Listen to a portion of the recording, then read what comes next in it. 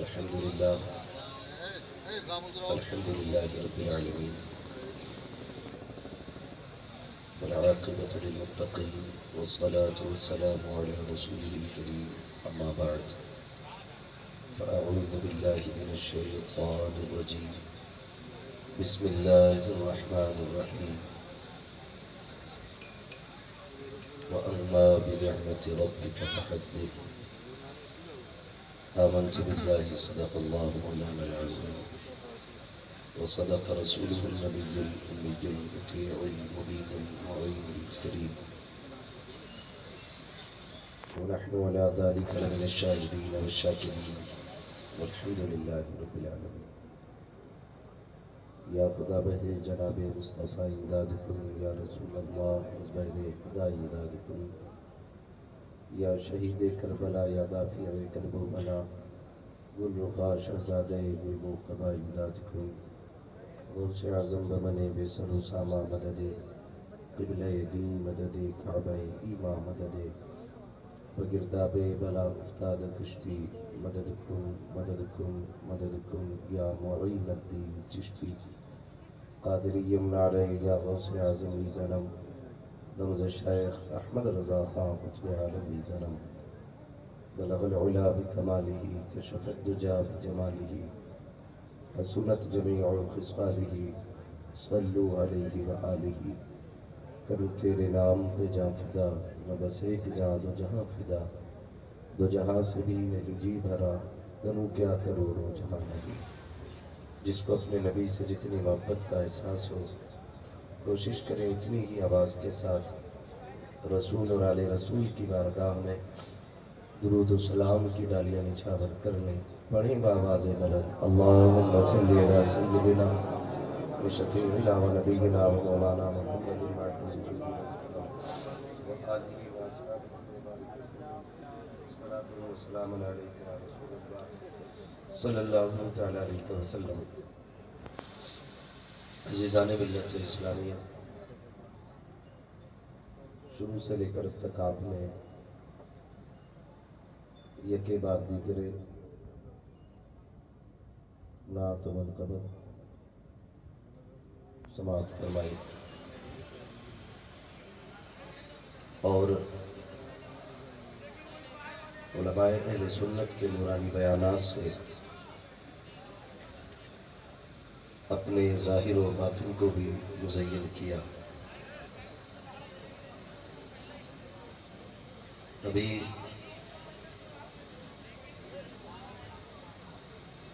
आपने बड़े ही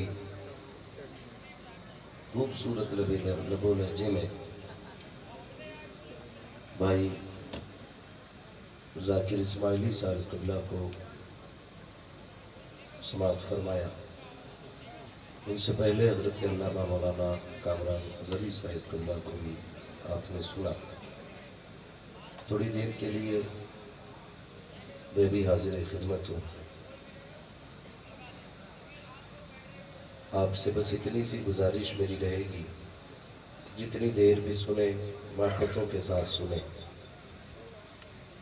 आपको अगर कोई बात अच्छी लग जाए तो आप सुभान अल्लाह कह सकते हैं, और अगर कोई बात आपको कड़वी लग जाए तो वो वापस हमें दे सकते हैं। मेरी कोशिश ये भी रहती है कि मैं उतनी देर गुफ्तगू करूं जितनी देर आप सुन सकें। शबीने की तरह ज़रूरी नहीं है कि मैं 30 पारे पढ़ के ही रुकूं, और इंशाअल्लाह मैं इसका भी इंतज़ार नहीं करूंगा कि हफीज़ अरकान साहब या मौलाना कामरान साहब कोई इशारा करे कि भाई वक्त हो गया है, ख़त्म कर लिया जाए। इसकी इंशाअल्लाह ज़रूरत नहीं पड़ेगी। आपके चेहरों से पता लग जाएगा कि अब सलाम पढ़ लेना चाहिए। ये बात मैं अक्सर कहता हूँ, हम पलटते नहीं बेजान किताबों के वर्क़, हम वो पढ़ते हैं जो चेहरों पे लिखा होता है। तो जो आगे बैठे हुए लोग हैं ना, इनकी थोड़ी जिम्मेदारी ज़्यादा होती है। अगर इतने फुर्तीले लोग जंग में आगे खड़े कर दिए जाए ना तो फिर समझ सकते हैं कि लश्कर का हाल क्या होना है। फरमाया गया जो दुनिया में उलमा के जितने करीब बैठेगा अल्लाह जन्नत में उसको हुजूर के उतने ही करीब बैठाएगा। आप इन उलमा के इतने करीब बैठे हुए हैं तो खुशनसीबी है आपकी।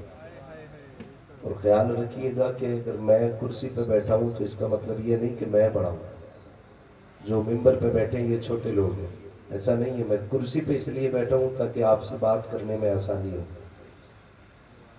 रह गई ये जो जमात बैठी है कुर्सी से नीचे, तो कोई मेरे दूर से आने को देख करके या मेरा जो बखूबा देख करके मेरे कद का अंदाज़ा ना लगाइएगा, वरना यूँ समझें ये अलग बात है खामोश खड़े रहते हैं, फिर भी जो लोग बड़े हैं वो बड़े रहते हैं। ऐसे असलाफ से मिलता है हमारा शजरा जिनके कदमों में कई ताज पड़े रहते हैं।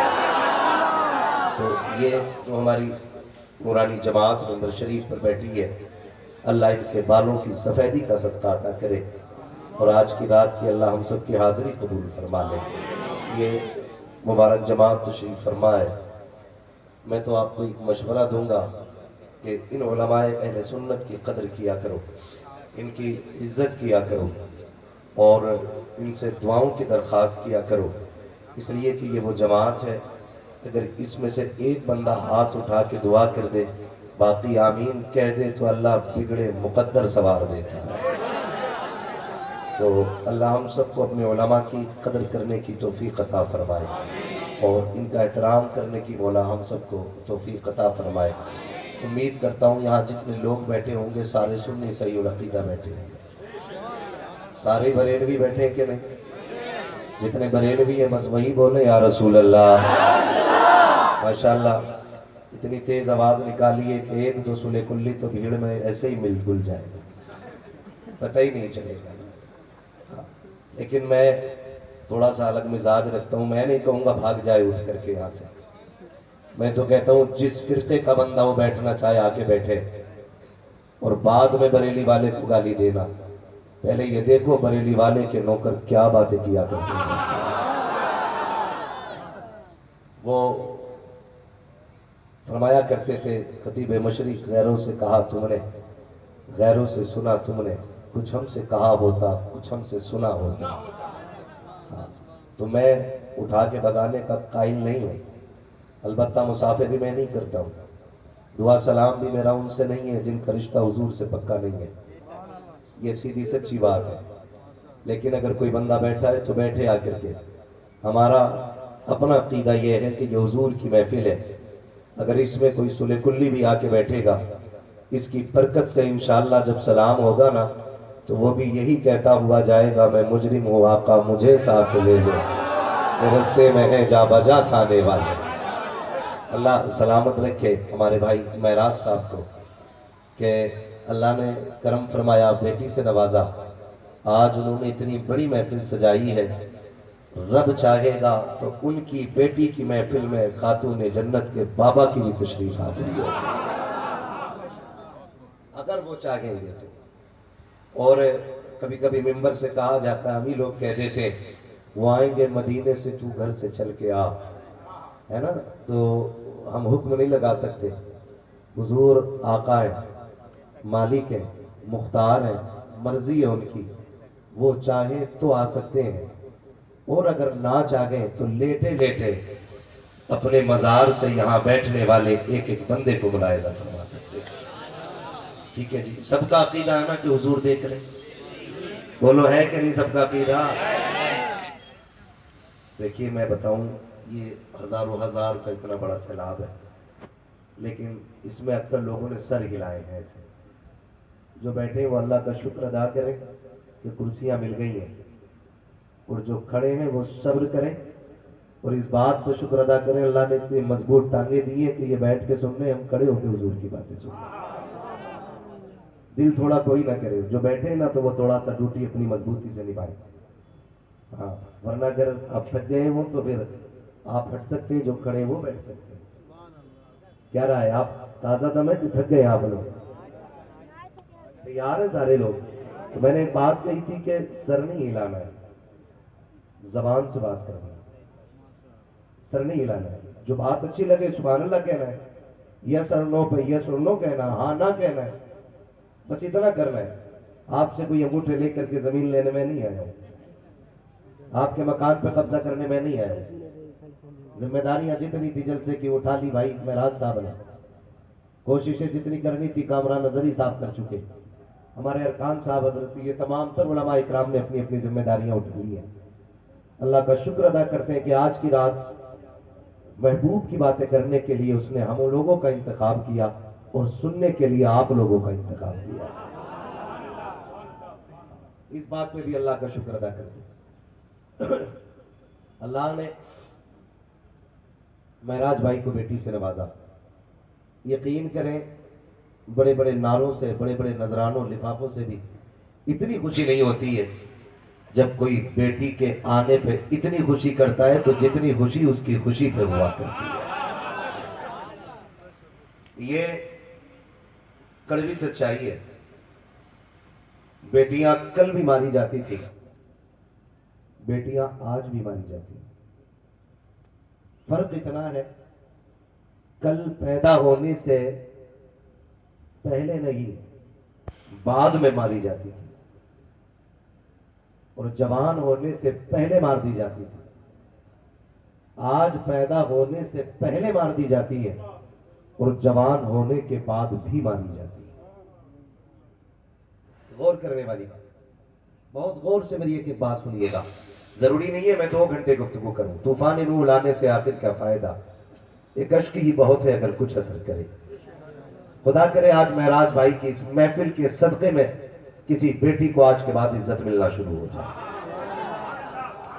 ये कोशिश रहेगी। अल्लाह आज की महफिल के सदक़े में हर बेटी को इज्जत अता फरमा। बहुत गौर से मेरी बात सुनिएगा। पहले सिर्फ पैदा होने से पहले बेटी मारी जाती थी, आज पैदा होने के बाद कल बेटी मारी जाती थी, आज पैदा होने से पहले भी मारी जाती है और जवान होने के बाद भी बेटी को कत्ल किया जाता है। मैं पूछना चाहता हूं ये तब्दीली कैसी है? आप तारीख पढ़ डालिए। पैगंबर इस्लाम सल्लल्लाहु अलैहि वसल्लम ने जब मक्के की सरजमीन पे कदम रखा तो हर सितम बेटियों पे था। औरत नाम को जीने तक का अधिकार नहीं था। मैं तो बेटियों से भी बार बार एक बात कहता हूं, जब कभी सर से दुपट्टा सरकने लगे ना तो फिर आमिना के लाल के एहसान को याद कर लेना। कभी बिना दुपट्टे के तेरा भी जी चाहे किसी मेले में जाने को तो अली की ज़ैनब का पर्दा याद करना। अगर तेरा भी मन चाहे कि दुनिया तमाशे कर रही है तो मैं भी आके फैशन के लेवल पे आके अपने जिस्म की, अपने हुस्न की नुमाइश करूं तो फिर मुस्तफा की फातिमा की जिंदगी याद कर लेना। आज दिल दुखता है यार, दिल दुखता है। आज सोशल मीडिया ने हमारी कौम का बेड़ा गर्क करके रख दिया, बेड़ा गर्क करके रख दिया। नाम फातिमा है और रील्स उसकी देखो सोशल मीडिया पे भरी हुई है। नाम ज़ैनब है, सोशल मीडिया पे इज्जत की नीलामी हो रही है। टके टकों के लिए हमारी कौम की बेटियों ने दुपट्टे उतार दिए। बाप भी कहता मेरी बेटी के 3 लाख फॉलोवर है, मेरी बेटी के 70,000 फॉलोवर है, मेरी बेटी को आधा हिंदुस्तान जानता है।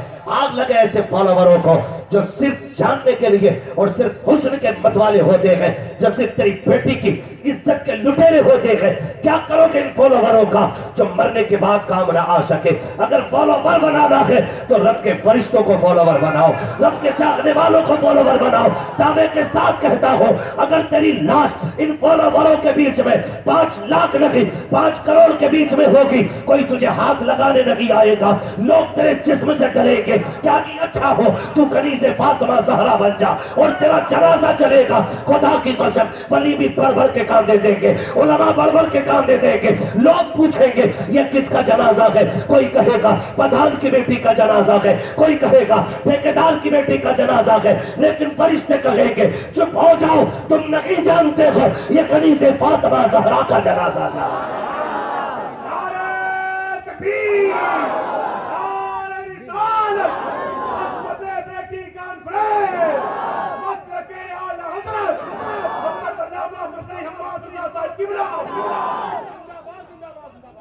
मेरी कौम की बेटियों, उम्र जिंदगी कट जानी है, डॉलर के सहारे भी कटनी है और रब की रहमत के सहारे भी कटनी है। जिंदगी तो कटनी ही है। ओ भाई, जी वो भी रखे गए जिनके हाथ पैर नहीं है, जी वो भी रखे गए जो जहाजों में उड़ रहे हैं, लेकिन किसी की कब्र में तुमने सोने की चादर बिछती नहीं देखी होगी। सबको मिट्टी में लेटना है, सबको मिट्टी में लेटना है। गैरत आती है। ये रील्स के ऊपर, सोशल मीडिया के ऊपर नाचने वाली कौन? हमारी बेटियां। आज सारे रो रहे ना, सारे रो रहे, इर्तिदाद इर्तिदाद इर्तिदाद। मौलवियों ने बेड़ा गर्क कर दिया, कोई असर इनकी तकरीरों में नहीं हो रहा है, ये रोक नहीं पा रहे थे। मुझे बता तो सकी, रब ने तुझको तेरे घर का जिम्मेदार बनाया था, मुझे बता तो सकी तूने अपने घर का कितना ख्याल किया। काश तूने शरीयत मुस्तफा को फॉलो किया होता तो आज तू किसी का मोहताज नहीं होता। अपनी बर्बादी का जिम्मेदार दूसरों को ना ठहराया करो। मैं आपको बता दो, ये तो सभी ने जाना है कि जिसके घर में बेटी हो जाती है वो जन्नत का अल्लाह ताला उसको परवाना अता फरमा देता है। लेकिन खाली 3 बेटियों का निकाह कर देना कि जन्नती होने के लिए काफी नहीं है, उससे पहले 3 काम जरूरी है। आप जानिए तो सही, 3 काम कौन से जरूरी है? जब अल्लाह बेटी दे तो उसका नाम वो रखो जो रब को भी पसंद हो, मदीने वाले मुस्तफा को भी पसंद हो। जब वो नाम रख चुको उसके बाद उसको ऐसी तरबियत दो, वो तालीम दो जो तालीम अल्लाह और उसके रसूल के करीब कर दे। अब तुम मुझे बताओ तो सही, तुम्हारे घर के अंदर बेटी पैदा होती है, मौलाना जरा बताओ बेटी आई है, क्या नाम रखा जाए? तो मौलवी ने तो यूं पढ़ा था ना, मेरे नबी ने फरमाया जिसने अपनी बेटी की मोहब्बत में, मेरी बेटी की मोहब्बत में अपनी बेटी का नाम फातिमा रखा है, कयामत के दिन मैं उसका भी हाथ पकड़ के जन्नत में दाखिल करूंगा जो मेरी बेटी की मोहब्बत में अपनी बेटी का नाम फातिमा रखेगा। मौलवी ने सर उठाया, कहा जाओ बेटी का नाम फातिमा रख दो। तुमने कह दिया मजा नहीं आया, ये तो ओल्ड हो गया है, कोई नाम नया नाम बताओ। का इससे ज्यादा नया नाम कौन सा होगा, इससे ज्यादा खूबसूरत नाम कोई नहीं। तुम पलट के आए, तुमने बेटी का नाम कहां से लिया? का इसका नाम सारा रखो, इसका नाम सानिया रखो, इसका नाम फना रखो। तुमने एक्ट्रेसों के नाम उठाए और उठाने के नाम बेटियों के रख दिए। उसके बाद जब नाम की नहुसत आई है और तुम्हारी बेटी बेगैरत होके घर से निकलने लगी है तो तुमने ये कहा बेड़ा मौलवियों ने गलत किया है। नहीं, खुदा की कसम, बेड़ा तुमने गलत किया है। अगर तुमने अपनी बेटी का नाम फातिमा रखा होता तो उसकी रग रग में हया होती, एक एक सांस के अंदर उसके अंदर खातून जन्नत की मोहब्बत होती। पहला नाम रखना था, अपनी बच्चियों का नाम अच्छा रखो। क्या रखोगे पहला नाम? जोर से, जोर से। ये पीछे वाले क्यों नहीं बोल रहे? क्या नाम रखेंगे? ये नाम रखा जाना चाहिए। मुबारकबाद पेश करता हूँ महराज भाई को, इन्होंने अपनी बेटी का नाम फातिमा रखा है। और हुजूर ने फरमाया अपने बच्चों के अच्छे नाम रखो, क्योंकि नाम का असर जात में होता है, नाम का असर जात में होता है। तो सबसे पहले तो नाम रखने में गड़बड़ी करें, नाम रखने में गड़बड़ी। अगली बात, फिर उनके बाद उनकी तरबियत होगी। तरबियत कैसी होगी? हम जो तरबियत देते हैं जरा गौर करें। हमारी तरबियत, अल्लाह माफ करे, पुराना मानिए, ईद है, त्यौहार है, आज मार्केट में शर्म वाले कपड़े खरीदने चले जाओ ना रेडीमेड, तो एक कपड़ा भी हया वाला मार्केट में नहीं है। अरे देखिए यार, ये कंडीशन है। और किसी मुसलमान से कहो ना ईद पे यार क्या बेच रहा है, कहता मौलाना तुम्हें क्या मालूम, चल ही यही रहा है। यही कहते हैं, यही चल रहा है, अब जो चलेगा वही तो बेचेंगे, इसके अलावा कुछ चल ही नहीं रहा है। आप जरा गौर करें, खरीदने वाला कौन था ईद पे कपड़े? मुसलमान। बोले मुसलमान थे। बेचने वाले कौन थे? जोर से मुसलमान। पहना किस दिन गया वो कपड़ा? और जोर से ईद क्यों होती है? ईद का मतलब क्या है? क्यों ईद होती है? आप बताएंगे क्यों ये खुशी मनाई जाती है? 30 रोजे हो गए इसलिए, अब रोटी खाने के दिन खुल गए इसलिए। 30वें दिन जो रोजे मुकम्मल होते हैं, चांद नजर आता है, ईद जो मनाई जाती है ना, वो इस चीज की खुशी होती है हमें रब ने इस माह मुकद्दस के सदक़े में माफ कर दिया। ये मतलब ईद का होता है, हमारे गुनाह माफ हो चुके हैं। और पूछो इन उलमा से, ये आपको बताएंगे ईद के दिन रोजा रखना हराम। क्या है? रोजा रखना किसके लिए रोजा होता है? अल्लाह के लिए ना। किसके लिए रखते रोजा यार? अल्लाह के लिए।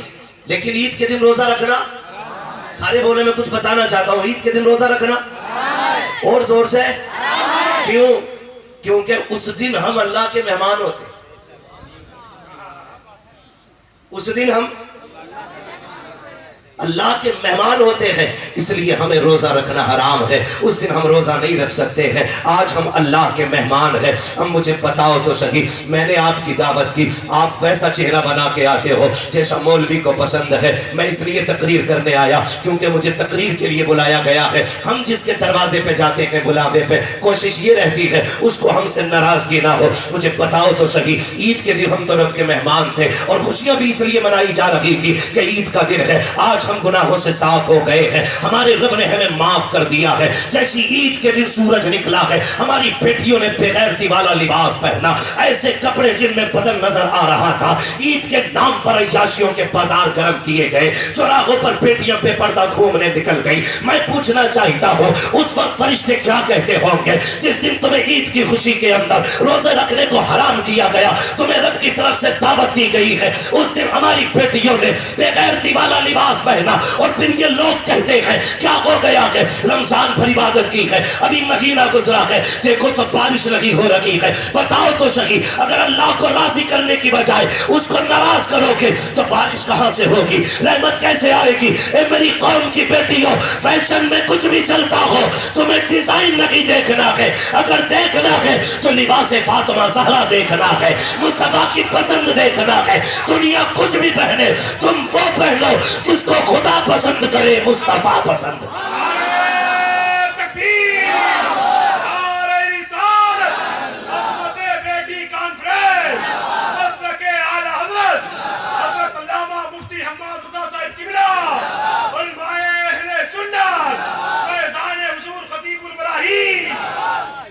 तो भाई, मेरे कहने से आपकी बेटी नहीं रुकनी, इन उलमा के कहने से नहीं रुकनी है बेटी। रईसुल अत्किया सरकार सैयद उवैस मुस्तफ़ा वास्ती फरमाते, ये फितना तब बंद होगा जब सीनों में इश्क मुस्तफ़ा की आग लग जाएगी। उसके अलावा ये बंद नहीं हो सकता, उसके अलावा ये बंद नहीं हो सकता। हर सीने में इश्क मुस्तफ़ा की आग लगना जरूरी है। हर बेटी को इश्क मुस्तफ़ा के शमा अपने सीने में रोशन करना पड़ेगी, तब जाके ये इर्तिदाद का सद्देबाब होगा। वरना भी कुछ 2-4 दिन पहले की नकाब वाली बच्चियों को मैंने भगवाधारियों के साथ बाइक पे खड़े होकर बात करते देखा। दुख होता है, दुख होता है। ओ भाई, ये नकाब ऐब छुपाने के लिए नहीं था, ये नकाब इज्जतें बचाने के लिए था। इस्तेमाल गलत कर दिया लोगों ने, इस्तेमाल गलत कर दिया। चंद बिगड़ी हुई नकाब पोशों की वजह से शरीफ जादियों का जीना हराम है, शरीफ जातियों का जीना हराम है। ये हमने गलती की है और इसका खमियाजा हमें को भुगतना पड़ रहा है। लोग क्या कहते हैं, तरबियत में क्या किया? हम तालीम के मुखालिफ नहीं, मैं तो कहता हूं अल्लाह तौफीक देना, ऐसे इदारे कायम करो जहां इंग्लिश पढ़ने वाली भी बेटी और पढ़ाने वाली भी बेटी होनी चाहिए। मैं किसी जबान का मुखालिफ नहीं, मैं नहीं मुखालिफ हिंदी इंग्लिश किसी भी जबान का, मगर मैं चाहता हूं तालीम तरीके से होनी चाहिए, तरीके से होनी चाहिए। बताओ कोई भी इतना बेगैरत भाई होगा जो अपने बहन की इज्जत लुटती हुई देखे और चुप रहे? मैं तो नहीं मानता। गरीब से गरीब भी अपनी बहन बेटी की इज्जत से प्यार करता है। बोलो, करता है कि नहीं? हर बंदा बहन बेटी की इज्जत को प्यार करता है। कोई नहीं चाहता मेरी बहन बेटी की इज्जत जाए। तो क्या हम इतना नहीं कर सकते थे? अपनी बच्चियों को एक इंग्लिश मीडियम ऐसा स्कूल दे देते कि जिसमें पढ़ने वाली भी कनीज़े फातिमा और पढ़ाने वाली भी कनीज़े फातिमा। बुरा ना मानिएगा, कह रहा बहुत अच्छी बात है, मेरी लड़की MBBS कर रही है, अल्लाह तौफीक दे वो खूब आगे जाए, लेकिन अल्लाह उसकी इज्जत की हिफाजत फरमाए। हम ये दुआ दे सकते हैं, लेकिन हालात नहीं है, ये बचनी नहीं है इज्जत। हम जानते हैं कंडीशन क्या है? तुम्हें तो दाना डाल के पर्दे से बाहर निकाला जा रहा है, चारा डाल के तुम्हें बाहर निकाला जा रहा है। किसी ने कहा इस्लाम ने बेटियों को कैद कर दिया है, तरह तरह की बातें की। देखो सारी औरतों को देखो, कितना फ्रीडम, कितनी आज़ादी उनके पास है, बिना नकाब के जैसे चाहती हैं घूमती हैं। लेकिन इस्लाम ने अपने चाहने वालियों को ऐसा बंद करके रख दिया है, गर्मी में घुटती रहती है नकाब में, चोरों की तरह रहना पड़ता है। तुम नहीं जानते हो, खुदा की कसम सुनो तो सही, कैद और होती है, हिफाजत और हुआ करती है। कैद अलग होती है, हिफाजत अलग होती है। बहुत गौर से मेरी बात सुनिएगा, ये जो नकाब दिया गया था, ये बच्ची को कैद में नहीं डाला गया है, बच्ची को महफूज नहीं किया गया है। लेकिन सुनो तो सही, इसको नकाब किस लिए दिया गया था? आज बेटियां नकाब के खिलाफ रोड पे आ गई। कई लोगों ने कहा, बड़े अक्लमंद लोगों ने, जो पढ़े लिखे अपने आप को कहलाते थे, कहने लगे मौलवी पर्दा तो दिल का होता है, जिस्म से क्या लेना देना। जब दिल साफ नहीं होगा तो औरतों के वजूद कैसे साफ रह जाएंगे? हम जब बात करते हैं हया की तो लोग कहते हैं मौलवी खराब होते हैं। जरा कान खोल के मेरी बात सुनिएगा प्यारे, तुम ये कहते हो पर्दा दिल का होता है, कई बाप तो ये कहते हैं नहीं हमारी बेटी गुनाह नहीं करेगी, हमारी बेटी गलत नहीं हो सकती है, मैंने उससे वादा किया है, उसने मुझसे वादा किया है, वो कभी बाप की इज्जत पे आंच नहीं आने देगी। इतनी बड़ी बड़ी बातें करने के बाद लोग कहते हैं मुझे अपनी बेटी पे एतमाद है। मैं पूछना चाहता हूँ, तुझे अपनी बेटी पे ज्यादा एतमाद है या मेरे नबी को फातिमा पे ज्यादा एतमाद था? तू मुझे बता तो सही, तुझे अपनी बीवी पे ज्यादा एतमाद है या मेरे नबी को हजरत आयशा पे ज्यादा एतमाद है? मुझे बताओ तो सही। खुदा की कसम, बात एतमाद की नहीं है, बात शरीयत मुस्तफा की है, बात तहफ्फुज की है। रब ने जो दिल दिया है ना, ये धड़का करता है और ये इसके अंदर ये खासियत है, ये किसी न किसी की मोहब्बत चाहता है। या तो इसको बाप की मोहब्बत दे दो, या माँ की मोहब्बत दे दो, या भाई की मोहब्बत दे दो, या बहन की मोहब्बत दे दो। जब ये मोहब्बतें नहीं मिलती है तब जाके किसी आवारा मोहब्बत को तलाश करता है और फिर घर के घर उजड़ जाया करते हैं, खानदान के खानदान बर्बाद हो जाया करते हैं। मेरी कौम के नौजवानों, मैं आपसे इतना कहना चाहता हूँ, मेरी बेटियों को जाके बता देना, ये जो नकाब दिया गया था ये तेरे लिए कैद नहीं थी, ये तेरे लिए बंद नहीं था, ये तेरे लिए आजादी थी, तेरे लिए हिफाजत थी। आप कहेंगे कैसे? मुझे बताओ तो सही। एक गिलाफ हमने कुरान पे भी देखा है, एक गिलाफ काबे पे भी देखा है, एक चादर हमने मजार पे भी देखी है। इनका क्या मकसद था? काबे पे क्यों चादर डाली गई? ताकि काबे को कैद किया जाए। मजार पे क्यों चादर डाली गई? ताकि मजार को कैद किया जाए। नहीं, कुरान को क्यों जुस्तान में रखा गया? इसलिए नहीं रखा गया ताकि कुरान को कैद में रखा जाए, बल्कि वजह सिर्फ ये है, काबे पे इसलिए गिलाफ चढ़ाया गया ताकि जमाने को पता चल जाए और जगहों पे भी अल्लाह की इबादत होती है, लेकिन हर मस्जिद काबे की तरह नहीं हो सकती है। इसलिए गिलाफ डाल करके के मस्जिदों से काबे को मुमताज किया गया। दुनिया में बेशुमार किताबें हैं, लेकिन कुरान पे गिलाफ चढ़ाया गया ताकि जमाने को यह पता चल जाए किताबें तो बेशुमार है लेकिन कुरान जैसी कोई किताब नहीं है। खुदा की कसम, मजार के अलावा सैकड़ों कब्रें होती हैं, सिर्फ मजार पर चादर इसलिए आती है ताकि जमाने को पता चल जाए कि ये कब्र आम है और जिस पर चादर पड़ी है ये खास कब्र है, ये अल्लाह वाले की कब्र है। इसी तरह जब लाखों बेटियां बेपर्दा निकलती हो, इस्लाम ने नकाब दे दिया और कहा सुन बेटी, जब तू निकलेगी दुनिया कह देगी ये जो गुजर के जा रही है ये आम बेटी नहीं बल्कि मुस्तफा के दीन की शहजादी गुजर के जा रही है।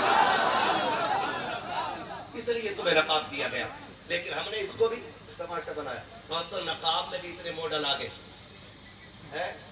नकाब होता किस लिए? पर्दा, ताकि किसी की नजर ना पड़े। नकाब इतने डिजाइनदार है कि लोग औरत को देखे न देखे नकाब को देख रहे। ये खत्म करो बीमारियां, थोड़ी देर की वाह से काम नहीं चलेगा, मजबूती से इनका बाइकाट करना पड़ेगा इन चीजों का। फैशनेबल बुर्के खत्म, नकाब वो पहनाओ जिसमें पर्दा होना चाहिए, वही नकाब होना चाहिए जिसमें पर्दा होना चाहिए। हमारी तरबियत देखें, हमारी जो हमने बच्चों को तरबियत दी अपनी, अल्लाह माफ करे, अल्लाह आपको सलामत रखे मेरे भाई। ये जो दौर है ना, इस दौर में हमें अपने घरों की हिफाजत खुद करनी है, खुद करनी है। हमें खुद से अपनी बच्चियों की हिफाजत करनी है। इनको जो तरबियत देनी है ना, तो तरबियत कनीज़े फातिमा ज़हरा वाली देनी है। कौन सी तरबियत दे रहे हैं जानते हैं आप? अल्लाह का शुक्र है हम लोग वो खुशनसीब लोग हैं हजरत के, हमें माओ की गोद में लोरी सुनने का मौका मिल गया। हाँ, हम वो खुशनसीब लोग हैं जिन्होंने माओ की गोद में लोरियां सुन ली हैं। अब के बच्चों को माओ की गोद में लोरियां नसीब नहीं हो रही हैं। पूरा ना मानना, ये कड़वी सच्चाई है। आज जरा सा बच्चा रो दे, अम्मा गोद में लेती नहीं, निकाला खटाक से दे दिया बजा के, अपना आप लग गई गीबत में।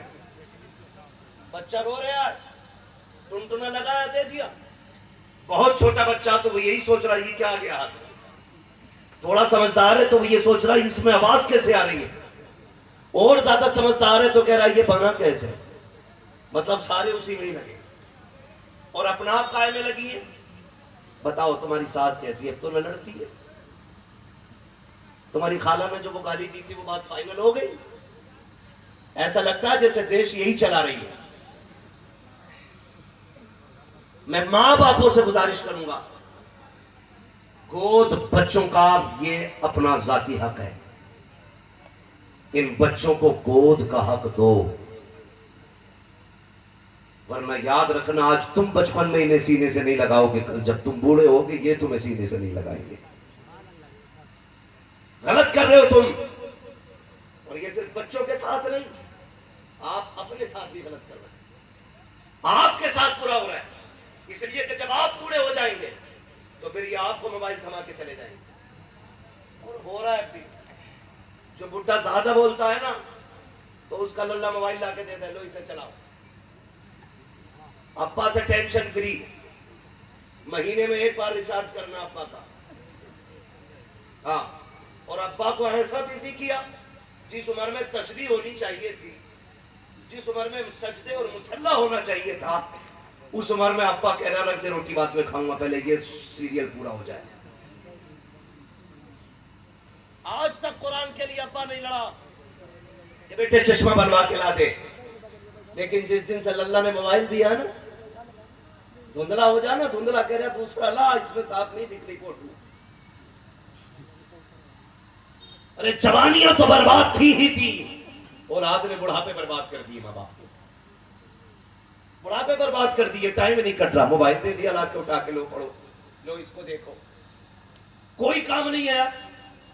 वो भाई एक बात कही जाती है, एक पैर छिलके पे दूसरा पैर कब्र में। अब तो मान जाओ, कहावत है कि नहीं? एक पैर केले के छिलके पे दूसरा पैर कब्र में, यानी कि अब आप कब्र के करीब हो गए। अब तो लौट आओ रब की बारगाह में।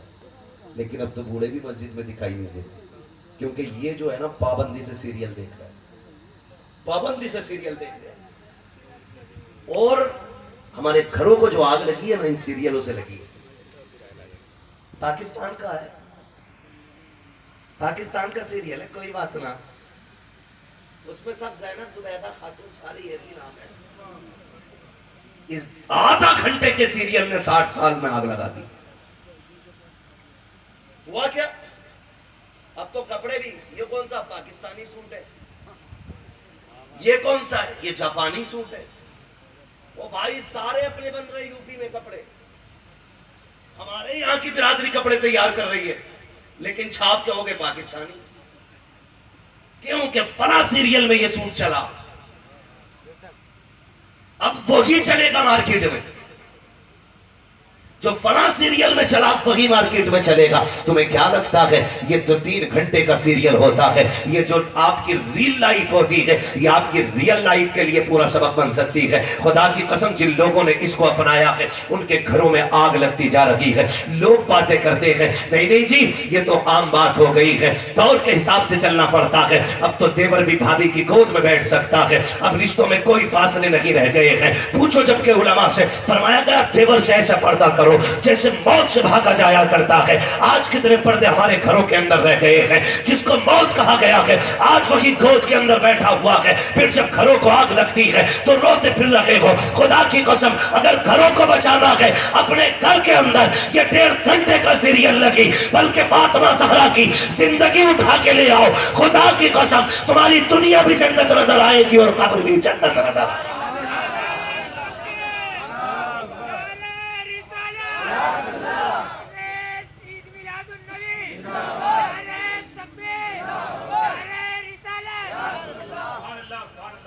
तरबियत का ख्याल करो।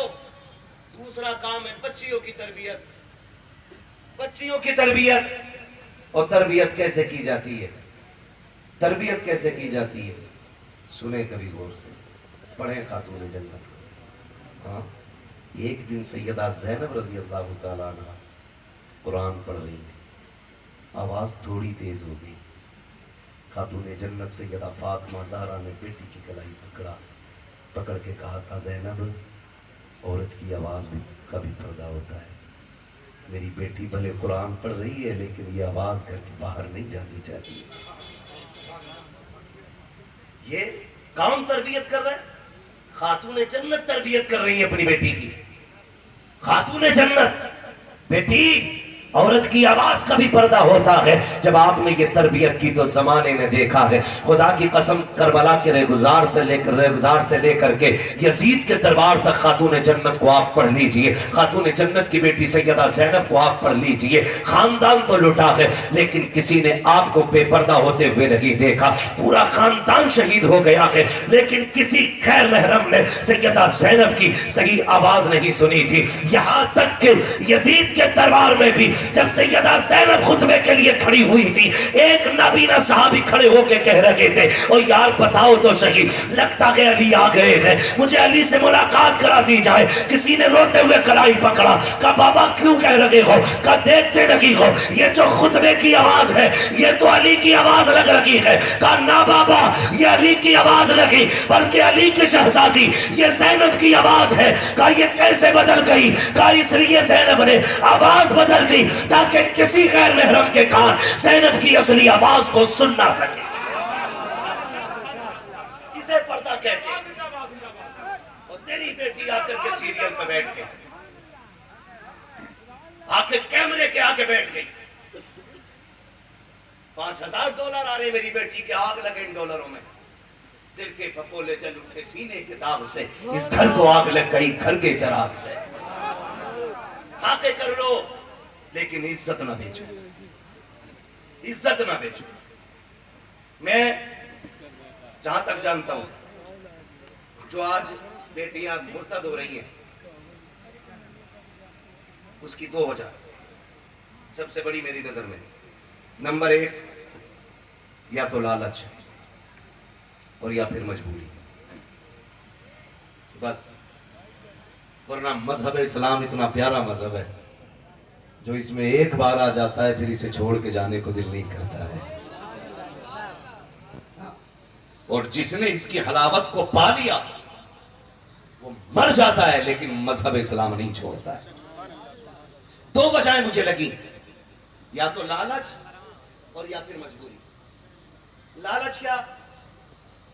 लालच ये है कि जो लालच देते कि चलो भाई गाड़ी है हमारे पास, बंगला है, होटल है, जहां चाहोगी वहां घुमाएंगे, अगर तुम इनमें रहोगी तो क्या कर सकती हो? तुम कहीं नहीं जा सकती हो, 4 दीवारी में रह जाओगी। आओ चलो हम तुम्हें दुनिया दिखाते हैं। किसी ने सोने का लालच दिया, किसी ने गाड़ी का लालच दिया, किसी ने जेवर का लालच दिया।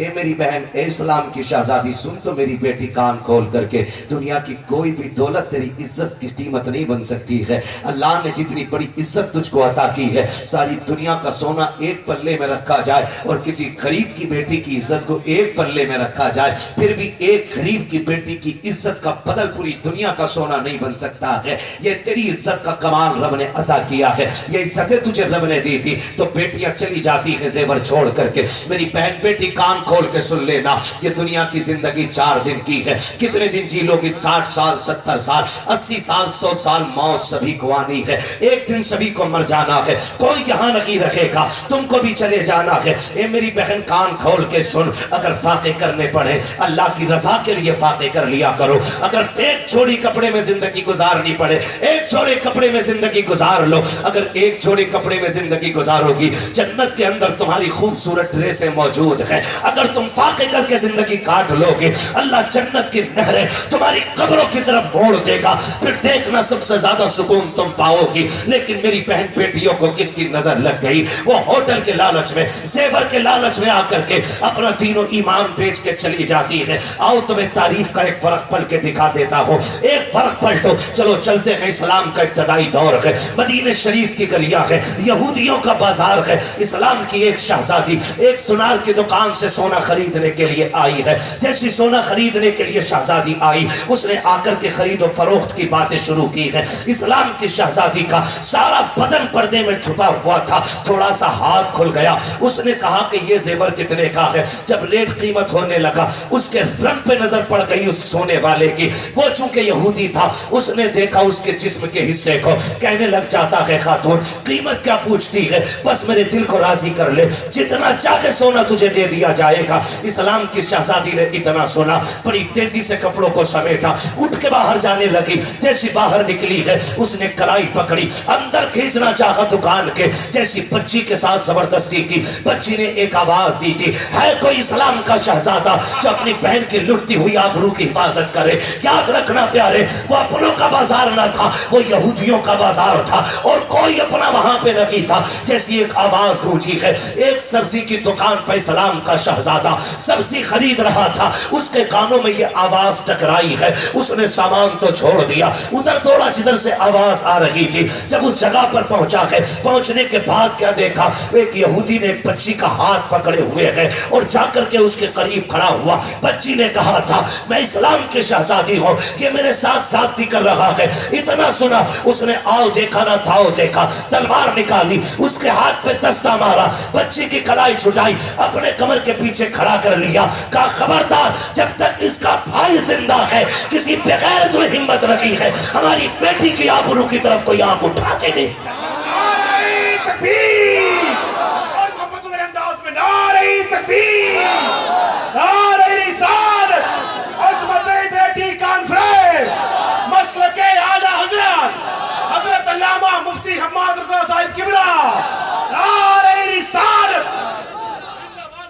चले आगे, थके तो नहीं अभी? जिंदाबाद जिंदाबाद। और आगे जरा कह देगा रसूल अल्लाह। ये पीछे वाले भी बोलते जरा या रसूल अल्लाह। का हिम्मत है तो हाथ लगाओ। अब भाई आ गया, जैसे इतना कहा ना, उसने कहा, हिम्मत देखो इसकी, हमारा बाजार, हमारा मोहल्ला, हमारे लोग, और ये अकेला डट गया। उसने जो देखा, यहूदी ने आवाज दी, देखो तो सही, एक कलमा पढ़ने वाला हमारी कौम को ललकार रहा है। सैकड़ों तलवारें निकल आई, सैकड़ों। अकेला खड़ा रहा, अकेला। किसी ने कहा, जान बचा भाग जा, अकेला क्या कर लेगा? उसने कहा, गैरत वाला हूं, मर जाऊंगा बहन के लिए। तारीख में यही लिखा जाएगा, एक भाई बहन की आबरू बचाते बचाते मर गया। ये लिखा जाएगा, एक भाई बहन की आबरू बचाते हुए मरा था। अगर भाग गया, तारीख में लिखा जाएगा, मुसलमान भगोड़े होते, अपनी बहन की इज्जत ना बचा सके। उसने कहा, मेरी बहन को जाने दो। किसी ने कहा, तेरा क्या रिश्ता है, तू कहाँ का, ये कहाँ की? ये बाहर से आई है और तू हमारे मदीने का रहने वाला है, ये तेरी बहन कैसे? उसने कहा था, इस रिश्ते को तुम नहीं जानते। कुछ रिश्ते वो हैं जो खानदान से बनते हैं, कुछ रिश्ते वो हैं जो माँ बाप बनाते हैं। इसका मेरा वो रिश्ता है जो हमारे रसूल पाक बनाते हैं। हमारा इसका रिश्ता हमारे हुजूर ने बनाया है, हमारे हुजूर ने बनाया। मैं इसे छोड़ के नहीं जा सकता। अगर हिम्मत है तो हाथ लगा के दिखाओ। एक आगे बढ़ाना तलवार निकाल के, और जैसी बच्ची की तरफ हाथ बढ़ाना चाहो, उसने ऐसी तलवार मांगी कि उठती हुई तलवार सबने देखी थी, गिरती हुई तलवार किसी ने नहीं देखी थी। गिरती हुई तलवार किसी ने नहीं देखी। फिर क्या देखा?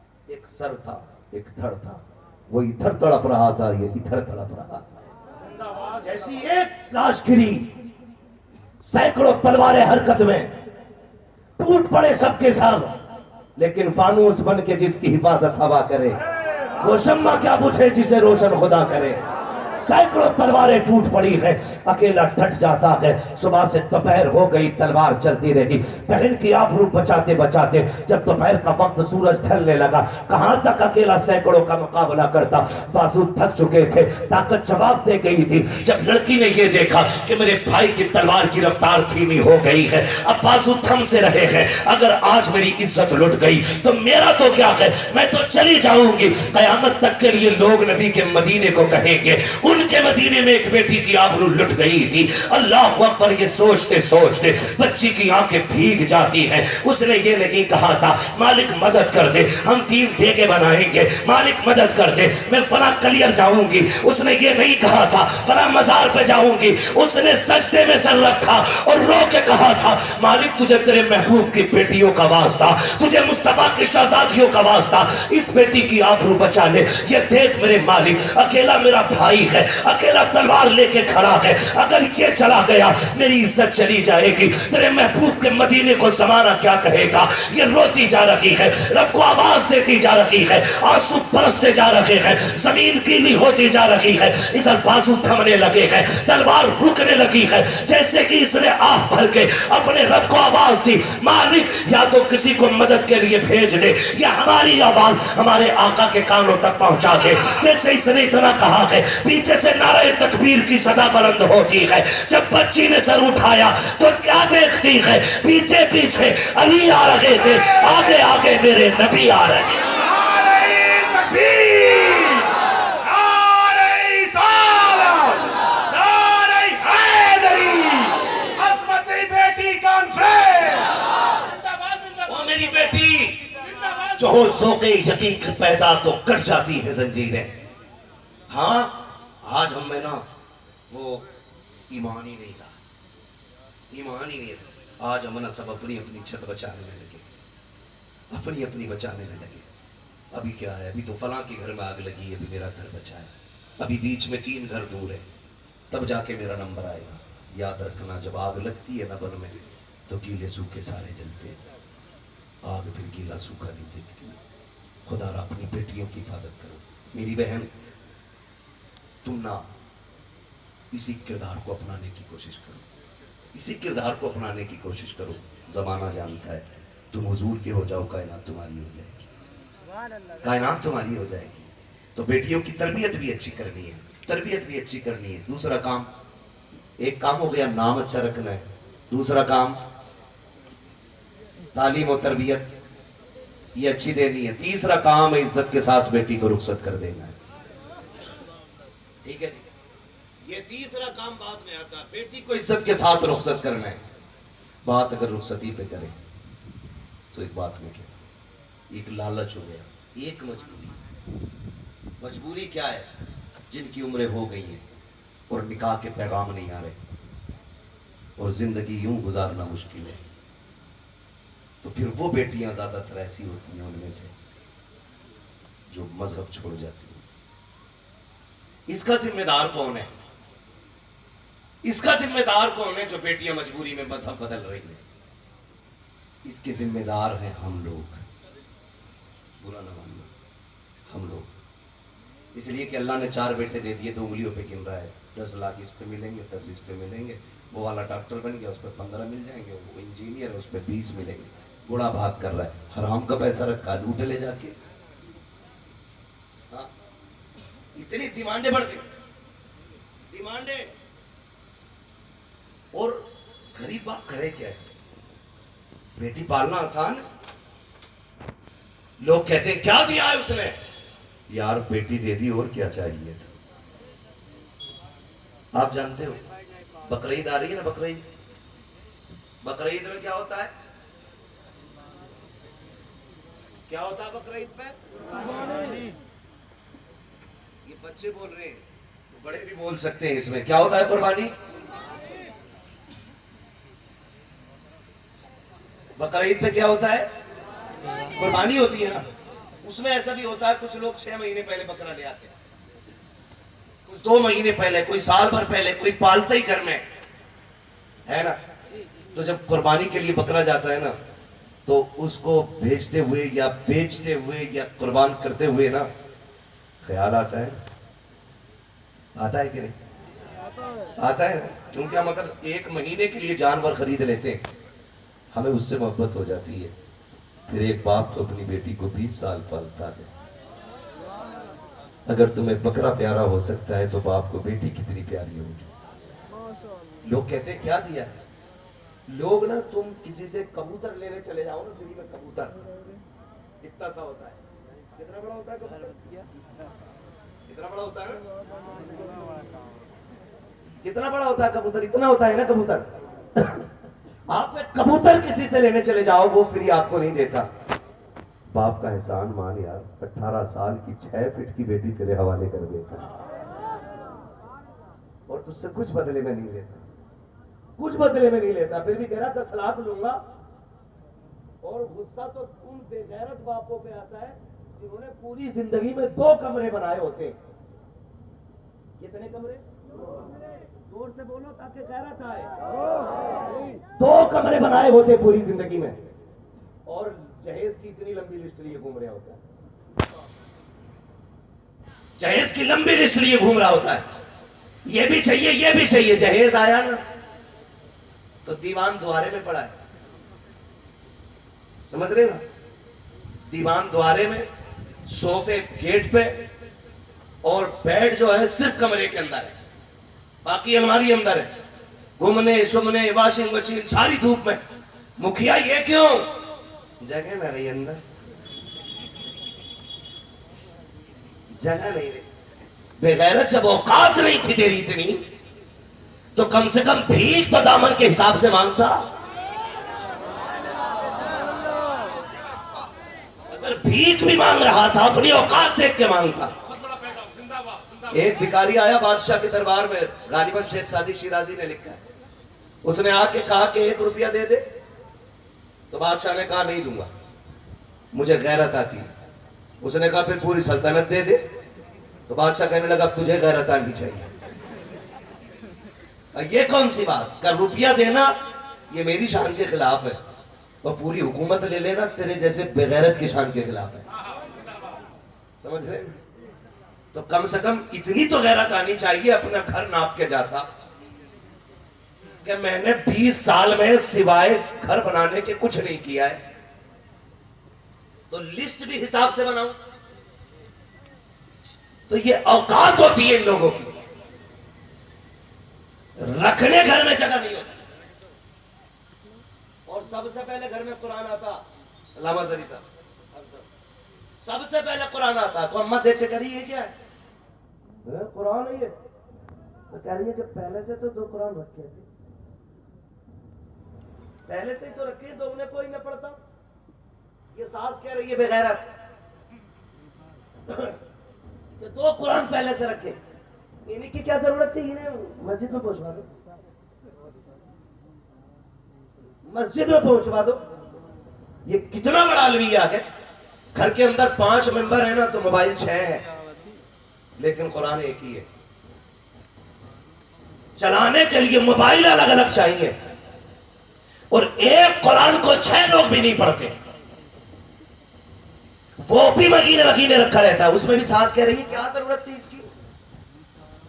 ये आवाज किधर से आ रही है? माइक है जो ये, इसकी क्या जरूरत थी? सारी चीजें रख ली घर में, कुरान की जरूरत का पता नहीं है।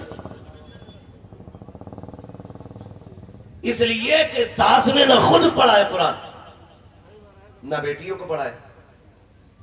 कुरान घर में आता है तो मुसीबत आती है। फिर पैसे पूछती है, फ्रिज है माशाल्लाह इस कोने में रख दो, ये क्या वाशिंग मशीन माशाल्लाह उस कोने में रख दो, इसमें क्या तुम्हारा पानदान ये भी रखो, इसमें क्या अब्बा का हुक्का ये भी रखो। कितनी ऐसी चीजें होती हैं जो पूरी जिंदगी इस्तेमाल नहीं होती, लेकिन देने के लिए बाप पे प्रेशर बनाया जाता है। तो मेरी कौम के नौजवानों, निकाह को आसान करो, निकाह को आसान करो, निकाह को आसान करो। इतना मुश्किल ना करो कि बेटियां या तो मरने पे मजबूर हो जाए या धर्म बदलने पे मजबूर हो जाए। इसके जिम्मेदार वो लोग होंगे जो शादियों में डिमांड करते जा रहे हैं, शादियों को महंगा करते जा रहे हैं। अभी मेरे एक भाई ने सुल्तानपुर के अंदर शादी की थी, 11 लोगों को लेकर के गया था निकाह के लिए। उसने जहेज में कोई डिमांड नहीं की, ससुराल वालों से ये कहा था कि अगर कुछ दोगे भी तो वो मैं नहीं लूंगा, अपनी तरफ से या तो मस्जिद में दे दूंगा या मदरसे में पेश कर दिया जाएगा। जिंदा है अब भी, उसे मौत नहीं आई, वो नीचे नहीं पड़ा गया, वो किसी के टुकड़ों पे नहीं है। शुक्र है अल्लाह का, उसकी धड़कन तुमसे अच्छी चलती होगी, उसके टुकड़े तुमसे अच्छे होंगे। वो खाता भी होगा तो सर उठा के खाता होगा, वो कहता होगा शुक्र है मालिक, तूने मेरी प्लेट में खिलाया है, मेरी बीवी के बाप की प्लेट में नहीं खिलाया है। वो सोता भी होगा तो शाम से सोता होगा, मालिक एहसान है तेरा, तूने मुझे बीवी के बिस्तर का मोहताज नहीं किया, तूने मुझे मेरे बिस्तर का मोहताज किया है। ये बेगैर की नहीं है। लल्ला की शादी में अभी 16 साल है, अब्बा आज से ही खाट की पट्टी जोड़ जोड़ कर बिछाएगा, बेड मिलेगा उसे, प्लास्टिक की कुर्सी तोड़ तोड़ के नई पुरानी कर ली, सोफा नहीं खरीद लिया, लल्ला को जहेज में मिलेगा। बाइक नहीं खरीदते, जहेज में मिलेगी। ये बेगैरती है हमारी। वो मेरे भाई, निकाह इतने आसान कर दो ताकि गरीब से गरीब बेटी भी कहे शुक्र मालिक, हुजूर की उम्मत में पैदा किया है। यहाँ कोई किसी का बोझ बना नहीं करता है, बल्कि एक दूसरे का बोझ उठाया करते हैं। ऐसा माहौल बनाओ, ऐसा माहौल बनाओ कि निकाह आसान हो। करेंगे इंशाअल्लाह, करेंगे इंशाअल्लाह। बताओ, ससुर के देने से भला होता है कि खुदा के देने से भला होता है? ये वही बोल रहे जो ससुर का खा के बैठ चुके हैं, वो बोले जिनको मिलना बाकी है। किसके देने से भला होता है? जोर से, खुदा के देने से भला होता है। तो फिर क्यों मांगते हैं ससुराल जाके? हैरत होती है। अब्बाओं से गुजारिश, अब्बाओं से मेहरबानी करो, अब्बो तुम जो लिस्ट लिए घूम रहे हो ना कि बेड ये वाला होना चाहिए गाड़ी, तुझे एक दिन भी बेड पे लेट के नहीं देगा तेरे लड़का। हाँ, एक दिन बाइक पे नहीं बिठाता इसे, और अब्बा मर गया बुलेट के लिए, बुलेट ही चाहिए, कुछ हो ना हो गाड़ी चाहिए, चाहे तेल डालने का पैसा ना हो, गाड़ी चाहिए। ये कंडीशन हमारी कौम की है। तुम हुजूर के तरीके को अपनाओ, जिंदगी इतनी आसान हो जाएगी कि तुम सोच भी नहीं सकते, सोच भी नहीं सकते। अल्लाह जिंदगी इतनी आसान कर देगा, आप सोच भी नहीं सकते। इसलिए आज फातिमा बेटी की विलादत की खुशी में ये जश्न है। आज इस फातिमा के नाम की वजह से उस फातिमा का सदका लेके जाओ और ये अहद करके जाओ, हम शादियां मुश्किल नहीं करेंगे, शादियां आसान करेंगे। करेंगे इंशाअल्लाह आसान, करेंगे आसान। बारात में कितने जाओगे? 12-13 तो दामादी हो जा करके, और जो फूफा ना जाए वही रूठ जा। 20-25। हाँ, कम से कम इतने तो जाइए जो बेड़ा गर्क कर दो लोग यार। मैं तो कहता हूँ खत्म करो बारात का रागी, चंद जिम्मेदार लोग जाए और लड़की वाले से कहते खाली पानी पिला देना, उसमें भी तेरा एहसान होगा। पानी पे नहीं बोल देना, पानी पिला देना, तेरा एहसान होगा। हमें खाना नहीं चाहिए, हमने अली को दूल्हा बन के मस्जिद नबवी में जाते देखा था, हमने हुजूर का दामाद देखा है। आज अल्लाह माफ करे, हल्दी डे, एक की हल्दी होती है तो पूरा घर मेंढक बन जाता, पूरा घर पीला पीला है, पर्दे भी पीले, कपड़े भी पीले, चप्पलें भी पीली, हल्दी लगी, शिकल भी पीली, अकल भी पीली, सारे पीला हो गए। हाँ, और उस पे लिखा हुआ है शिकल बिगाड़ दी। अरे क्यों लगा रहे हो हल्दी भाई? क्यों क्यों लगती है हल्दी? मुझे बताओ ना, कोई तो वजह होगी, बोलो। क्यों? डर लग रहा है ना गोरा होने के लिए, इसलिए तो हल्दी करते हो। क्या मतलब है उसका भाई? वो सुन्नत नहीं, वाजिब नहीं, फर्ज नहीं, मुस्ताहब नहीं है यार, कोई तरीका नहीं हमारे इस्लाम का। वो है क्या ये हल्दी? किसी बेवकूफ ने कह दिया अब हल्दी रगड़ने पीला हो जाएगा। कभी भैंस को पीला होते देखा हल्दी से? बताओ ये हंसने की बात है यार? पूरा घर पीला हुआ पड़ रहा है, हाथ में गुनगुने, बाबा ने पेट रखा है, गुनगुना का यही दूल्हा है। कंडीशन देखो मन, 3 दिन हल्दी हो रही है, पूरा घर पीला का पीला है, शिकल पीली, अकल पीली, बाल पीले, कपड़े पीले, लगता ही नहीं किसी तरफ से ये इंसान जा रहा है। हैरत होती है हम कहां आ गए हैं। अगर तुझे हुस्न की जरूरत थी तो ये उपटन न लगाता, पीले कपड़ों में न टहलता, हल्दी न रगड़ता। दावे के साथ कहता हूं 10 दिन में एतकाफ की नियत कर, मस्जिद में जाके बैठ जा, 10 दिन के बाद एतकाफ से निकल, खुदा की कसम हल्दी से वो हुस्न नहीं आएगा जो रब की बारगाह की इबादत से अल्लाह तुझे हुस्न अता फरमाए। आता था वो छोड़ दी, ये हल्दी लग गई है, उससे आगे बढ़ो। बुरा तो नहीं लग रहा है? राज भाई है कि नहीं यहाँ पे? हाँ बैठे रहिएगा, कभी कोई बाद में मुझसे सवाल करे अपना जवाब खुद देना। मौलवी बड़ा कड़वा बुलाया था, वो भाई अपना यही मसला, मैं आईना को दिखाऊंगा दाग चेहरे के, जिसे खराब लगे सामने से हट जाए। मसला अपना यही है, कोई लगी लिपटी नहीं है। वो भाई पैसा खर्च करते हो, बुलाते हो, नजराना देते हो, मैं चापलूसी करके पैसा जेब में रख के नहीं लेके जाना चाहता। जब इतनी मेहनत की है, बुलाया है ना, तो फिर बेवकूफ बनाने नहीं आया, कुछ काम की बातें कर जाऊं ताकि यहाँ मेरे भी काम आ जाए और वहां भी काम आ जाए। अल्लाह करे किसी एक की जिंदगी बदल जाएगी, ये जलसा करना भी कामयाब हो जाएगा, कराना भी कामयाब हो जाएगा। बस मसला सारा यही है। तवज्जो है सारे लोग? तो हो गया आपका हल्दी, बंद करोगे? करोगे बंद? जोर से बंद करोगे? ये इधर वाले लोग क्यों नहीं बोल रहे? सारे बंद कर दो इन्हें, ये हल्दे पल्दे खत्म कर दो। दूसरी बात, एक बात बेटियों के लिए, बेटियों के लिए एक बात, ये अब वो जा रही है उसमें ब्यूटी पार्लर, किसी की दुकान हो तो बुरा मत मानना, कभी कहना मौलवी पूरे बिजनेस की वाट लगा गया।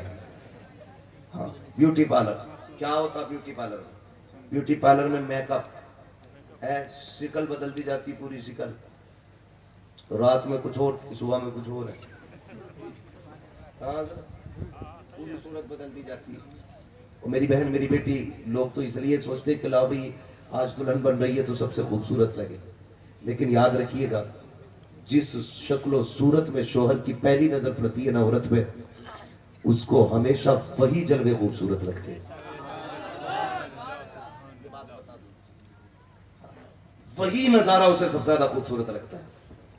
तो आज अगर ब्यूटी पार्लर में सच के आप चली गई, आज लग रही थी भूत, हूर, सुबह को शिकल दुली बन गई भूत, अब बताओ तलाक होगी कि घर में मोहब्बत की बातें होंगी? बोलो, जोर से बोलो यार। फिर तलाक ही होनी है पक्की बात। भाई रात में हूर थी, सुबह में मुंह धुला, तो फिर सारे धब्बे नजर आए, तो मोहब्बत बढ़ेगी कि घटेगी? जोर से घटेगी ना। और फिर पहली रात ये रिश्तों में मोहब्बत की रात होती है, ठीक है। ये भी फरमाया गया कि जब औरत घर में आए तो उसके कदम धो के घर के अंदर पानी छिड़का जाना चाहिए। दुल्हन घर में आए तो अल्लाह उसके कदमों की बरकतें अता फरमाता है। ये भी होता है। अब मुझे एक बात बताओ, तरीका हमारे इस्लाम ने क्या दिया? मियाँ बीवी रुखसत हुए, घर आ गए, ठीक है। अब हुक्म क्या है? एक दूसरे को देखो, रब की पाकी बयान करो, उसका शुक्र अदा करो। उसके बाद हुक्म ये 2 रकात उसकी बारगाह में नमाज पढ़ लीजिए। यही तो करना था ना। अब नमाज पढ़ने के लिए वजू शर्त है, और वजू वो करेगी जिसका मेकअप किराए का नहीं होगा। जब वो 8000 में चेहरा बनवा के आई है तो तुम्हारे 1 लोटा पानी से धोएगी? नहीं। बोलो, बात समझ में आ रही है आपको? अगर वो 8000, 15000, 22000 का मेकअप मुंह पे रगड़ के आई है तो क्या 2 रकात के लिए 1 लोटा पानी में वो मेकअप धोएगी? किसी भी कीमत पे नहीं धोएगी। जब आके बैठेगी ना तो वो संभालेगी अपने मेकअप को। तुम घर के अंदर आओगे, न तुमने रब का शुक्र अदा किया, न सजदे किए, न रब को मनाया, फिर बरकतें नहीं आएंगी, बल्कि इसके नहुसत की बुनियाद पे, इसके मेकअप की बुनियाद पे लानतें बरसेंगी। अगर बरकत चाहती हो तो अगर आपका मेकअप करोड़ों का भी हो, उसको छुटा दो, इसलिए कि मोहब्बत मेकअप से नहीं खुदा की रहमत से हुआ करती है।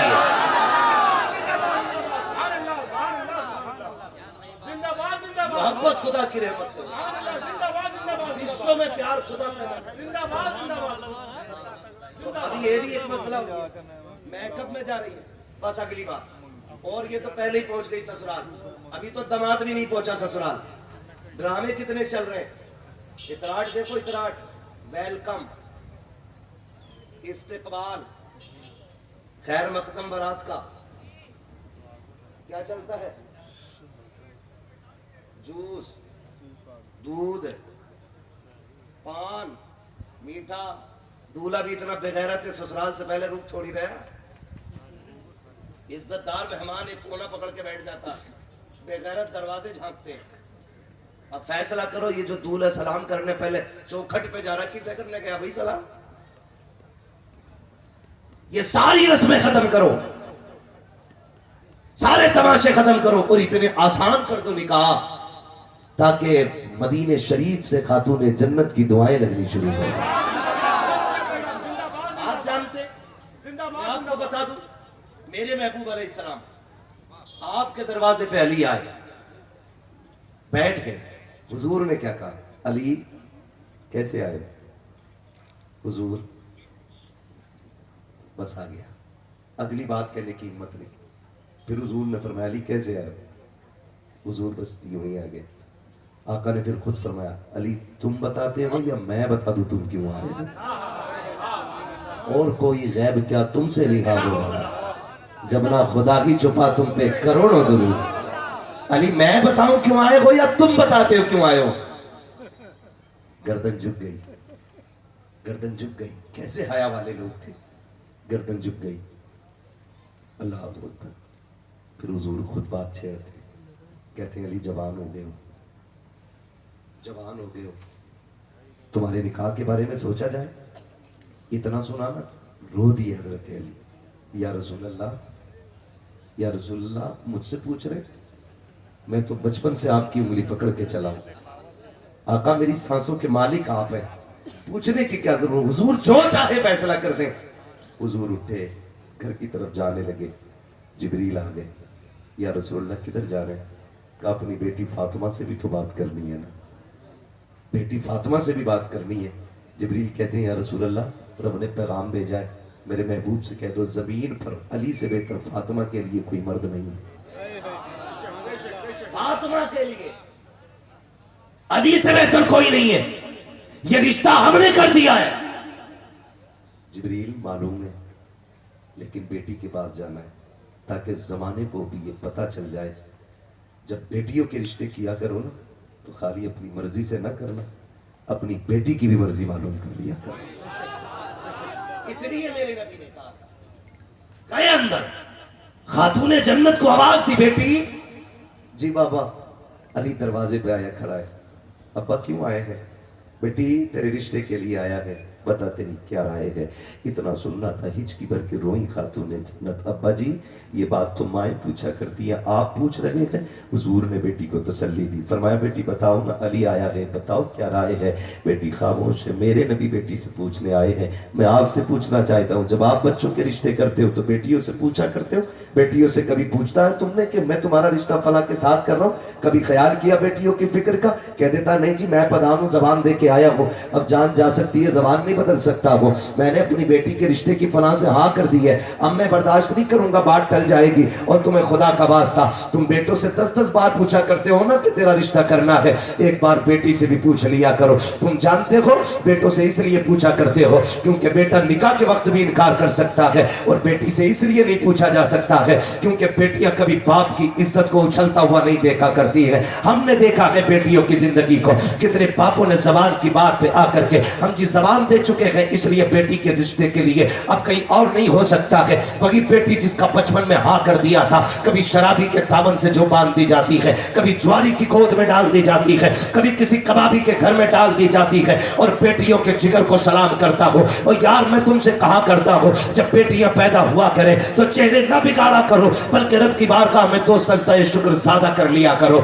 इसलिए कि बाप को बाप होने का एहसास तभी होता है जब घर के अंदर बेटी आ जाया करती है। बाप बनने का मजा भी तभी आता है जब उंगली पकड़ने वाली घर के अंदर बेटी आ जाया। वरना जब तक बेटी मजा भी नहीं आता है, आता ही नहीं मजा।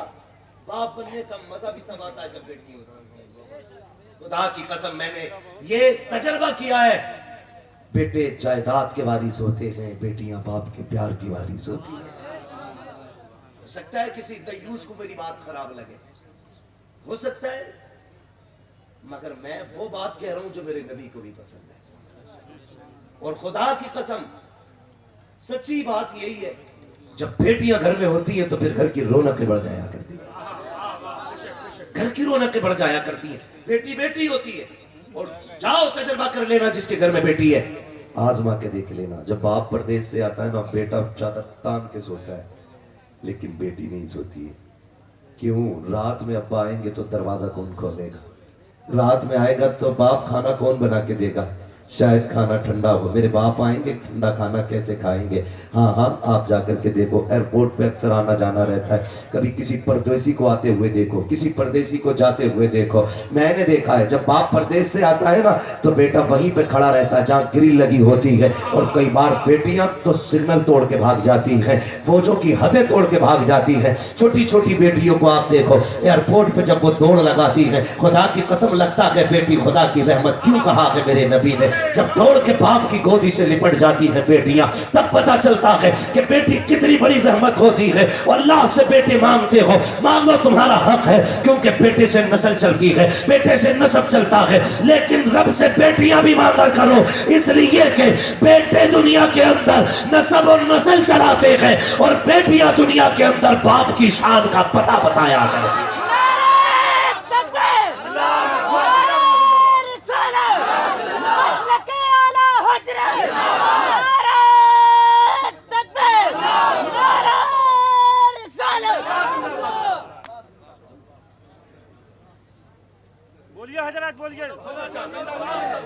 अल्लाह सलामत रखे मेरे नौजवान भाइयों को, अल्लाह हुजूर का सदका अता करे। 1 घंटे से ऊपर सुई जा चुकी है, जरा कह दे सारे या रसूल अल्लाह। माशाअल्लाह हजरत देखा, ऐसा लग रहा है जैसे महफिल शुरू हो रही है। लेकिन एक एक बात याद रखिएगा, खाली बाबा में बात खत्म नहीं कर देनी है, एक एक बात याद करके लेके जानी है। एक एक बात, बाप बेटियां बाप के नसब का पता देती है, शान और शौकत का पता देती है। जब बेटी हया से गर्दन झुका के चलती है ना, तो गली में लोग पूछते हैं ये किस बाप की शहजादी गुजर के जा रही है। हाँ, उसके दुपट्टे की, उसकी नजरों की निचाई को देख करके लोग पता लगा लेते हैं ये किसी शान वाले बाप की बेटी गुजर के जा रही है। ये बेटियां होती हैं, ये बेटियां होती हैं, बेटे बाप के नस्ब के आगे बढ़ाने वाले होते हैं। पूरा ना मानना, अल्लाह से बेटी मांगो, अल्लाह से बेटी मांगा करना, तजर्बा करना। अगर बाप इंतकाल कर जाए ना, तो वो जनाजा घर में पड़ाओ और रोने की आवाज ना आए ना, तो समझ लेना शायद इस घर में कोई बेटी नहीं है। जनाजा घर में और कोई रोता ना हो, समझ लेना बेटी नहीं है। और खुदा की कसम देखना, कभी जनाजा बाप का होता है ना, तो बेटे थोड़ी देर रोते हैं, फिर दाएं बाएं हो जाते हैं। लेकिन आज तक मैंने किसी बेटी को बाप का जनाजा छोड़ के उठते हुए नहीं देखा, छोड़ के उठते हुए नहीं देखा है। बाप के बगैर बेटियां जीने की आदी होती नहीं है।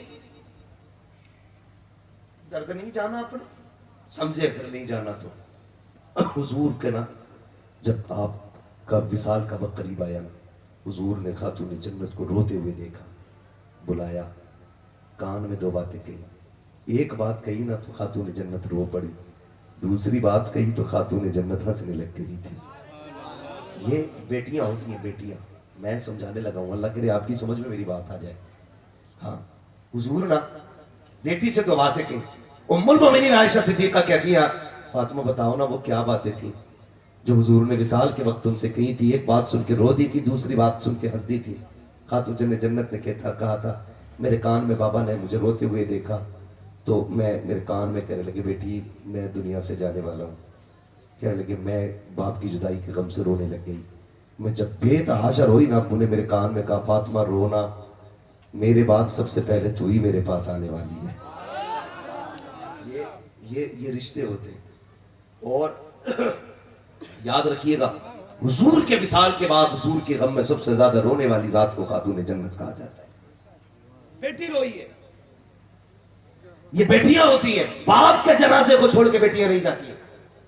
और जनाजा उठता भी है ना तो बेटियां दौड़ जाती है जनाजे के पीछे, दौड़ती हैं, कहती हमें भी साथ लेके चलो। अब किसके बगैर रहेंगे, अब इसके बगैर जिंदगी कैसे गुजरेगी यार। अब सोच तो सही ना, ये कितना प्यार बेटियां किया करती हैं। हमने तो सिर्फ कहा अल्लाह 4 बेटे दे दे, 5 बेटे दे दे। जिसके पास 5 बेटे उसके लट का कोई सामना नहीं कर सकता है, झगड़े में कोई इसका मुकाबला नहीं कर सकता। मगर तुझे पता है बेटियां क्या होती हैं? खुदा की कसम, बेटियां कभी कभी वो कर जाती हैं जो बड़े बड़े बेटे नहीं कर पाया करते हैं। बेटियों का ताल्लुक बाप से बड़ा गहरा होता है, बड़ा खास ताल्लुक होता है। बाप बेटी का रिश्ता बड़ा गहरा होता है। आज लोग कुछ मुंह चढ़ा लिया करते हैं, बेटी पैदा हो जाती है तो लड्डू दुकान पे रखे रखे सूख जाते हैं। दुकान वाला कहता है यार लड्डू तो ले जा, कहता मुंह बंद कर, बेटी आई है लड्डू का क्या करना है, फेंक दे रोड पे, मुझे नहीं चाहिए मिठाई। और तुम्हें खुदा का वास्ता अगर बेटी आया करे तो डबल लड्डू बांटा करो, इसलिए कि बेटी जब आती है खाली हाथ नहीं आती है बल्कि रब का पैगाम लाती है। और वो ये कहती है अब्बा मुबारक हो, मैं अपना भी रिस्क लेके आई हूं और अपने सदके में तेरा रिस्क भी साथ लेके आई। बेटियां कभी खाली नहीं आती, बेटियां कभी खाली नहीं आती। बेटा ईद के दिन जूता लेके खड़ा हो जाता है, कपड़ा वही चाहिए जो प्रधान के लोंडे ने पहना है। अब्बा कह रहा बेटे तनख्वाह नहीं मिली है, कह रहा गला दबा दूंगा, कहीं से भी ला के दे। लेकिन अगर बेटी ना समझो, छोटी हो, वो बाप मजदूर हो ना, अब्बा कहता बेटी कपड़े नहीं बनाएगी, वो यूं चेहरा देख के कहती अब्बा अभी पिछली ईद पे तो बनाए थे, परहेज कर लेंगे वो खुद से फिर से नए लगने लग जाएंगे। ये बेटियां होती हैं। और बेटी का रिश्ता तुझे बताऊं, खुदा की कसम, बाप बेटी के दरमियान, अब इसके बाद जिद ना कीजिएगा, मैं बस आपके इसरार पे मैंने 10 मिनट आगे बढ़ाए हैं, मैं ये बात पूरी करने लगा हूं। बाप बेटी का रिश्ता देखे कितना अहम रिश्ता होता है, कितना अहम रिश्ता होता है। आप जरा गौर कीजिएगा, मेरे हुजूर किस छोटी साहबजादी हजरत सैयदा तय्यबा ताहिरा आबिदा जाहिदा नकिया तकिया ज़किया हजरत सैयदा फातिमा ज़हरा खातून जन्नत गुजर के जा रही, उम्र 5-6 साल, छोटी सी उम्र, गुजर के जा रही गली। अबू जहल अपने यारों के साथ खड़ा था। सुने बहुत गौर से, तवज्जो है, थके तो नहीं है। गुजर के जा रही है, अबू जहल अपने यारों के साथ खड़ा। मैं बताने लगा हूं बाप बेटी का रिश्ता क्या होता है। गुजर के जा रही, अबू जहल ने सैयदा को आते देखा ना तो चिढ़ाने के लिए उसने कोई बात कही हुजूर के खिलाफ। खातून जन्नत बेटी थी, बर्दाश्त न कर सकी। आप कहने लगी मुंह बंद कर, तू झूठा है, रब ने मेरे बाप को सच्चा बनाया है, रब ने मेरे बाप को सच्चा बनाया। जब इतना कहा ना, उस बदबख्त ने आगे बढ़ के ना हजरत खातून जन्नत के थप्पड़ मारा। आप रोती हुई घर आई। देखें, पूरी जिंदगी मेरी हुजूर की पल है। ताइफ की बस्ती के सफर हो, पत्थर हो, कांटे हो, उहद हो, बदर हो, हुनैन हो, सारी जंगें हुई, दुश्मनों ने हर सितम किया, शाबे अभी तालिब रहा, सब कुछ रहा, लेकिन मेरे हुजूर को जलाल नहीं आया था। लेकिन आज जब बेटी के थप्पड़ लगाना, वो बेटी को रोते देखा, हुजूर बैठ गए। तुम्हें खुदा का वास्ता, शादीशुदा लोगों, किसी की बेटी को बेजा तकलीफ देके उसके बाप को रुलाया ना करो, बात बात पे तलाक की धमकी न दिया करो। वो सिर्फ आपकी बीवी नहीं, किसी की बेटी भी है। आपके निकाह में बाद में आई है, वो किसी के सीने पे खेली है, किसी के कंधों पे टहली है, वो किसी की उंगली पकड़ के उसने 1000 सवाल किए थे जिंदगी में। किसी ने रुखसत करते वक्त उसके कंधे पे हाथ रख के कहा था, बेटी मर जाना, बाप की इज्जत पे आंच ना आने देना।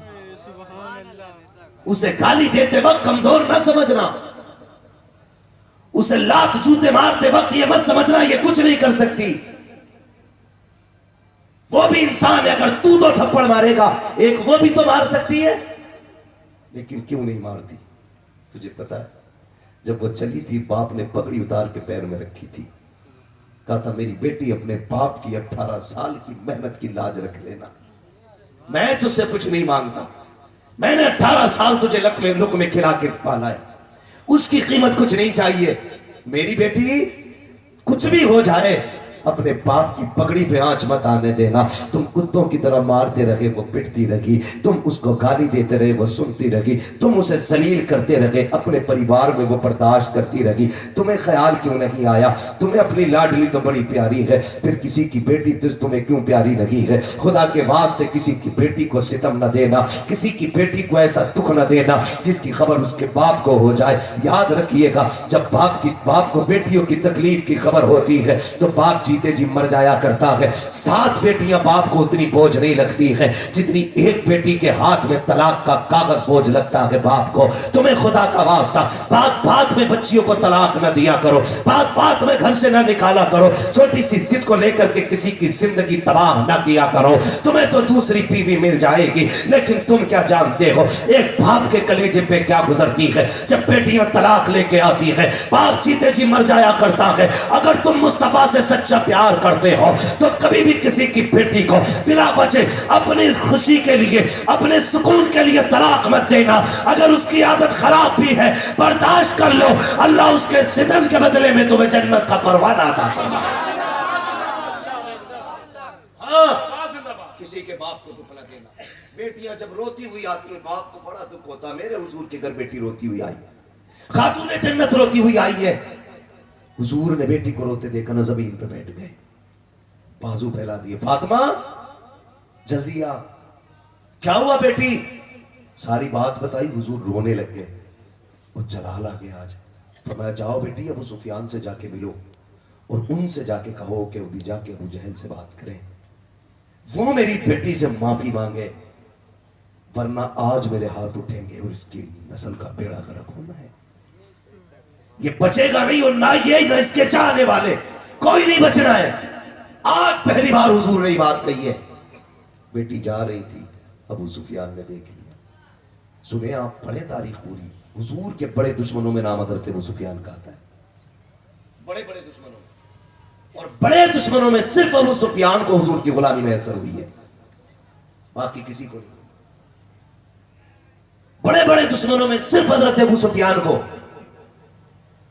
हुजूर की गुलामी का शरफ मिला, बाकी किसी को नहीं। मुफस्सिरीन मुहद्दिसीन इनके ईमान की वजह लिखते हुए इसी वाक़े को नकल फरमाते कि जब खातून जन्नत रोती हुई निकली, अबू सुफियान के पास गई, उन्होंने रोता हुआ देखा। अभी ईमान नहीं लाए हजरत अबू सुफियान, आपने खातून जन्नत को रोते देखा ना, बच्ची समझ के, अपनी लाडली समझ के उठा के सीने से लगाया। फातिमा क्या बात है? सारी बात बता दी। आपको गुस्सा आया, लेके अबू जहल के दरवाजे पे आए, दरवाजा खटखटाया, अंदर से अबू जहल निकल के आया, बड़ा सीना चौड़ा करके आया, दरवाजा खोला, अबू सुफियान को खड़े देखा। क्या बात है? जैसी गोद में खातून जन्नत को देखा गर्दन झुक जाती है। अबू सुफियान अभी ईमान नहीं लाए, कहते हैं जालिम तुझे शर्म नहीं आई? हमारी दुश्मनी माज़अल्लाह मोहम्मद से है, इस बच्ची ने तेरा क्या बिगाड़ा है? ये तो जैसी मोहम्मद की बेटी है वैसे ही हमारी बेटी है, इस पे तूने हाथ कैसे उठाया? तेरी हिम्मत कैसे हो गई? जैसी इतनी बात कही है। अबू जहल पानी पानी हो रहा था। आप कहते हैं फातिमा बेटी हाथ उठा, तमाचा लगा, बदला ले रहे इससे। जैसी इतनी बात कही है, खातून जन्नत की गर्दन झुकी। आप कहती हैं चाचा हमारे बाप ने हमें माफ करना सिखाया है, बदला लेना नहीं सिखाया।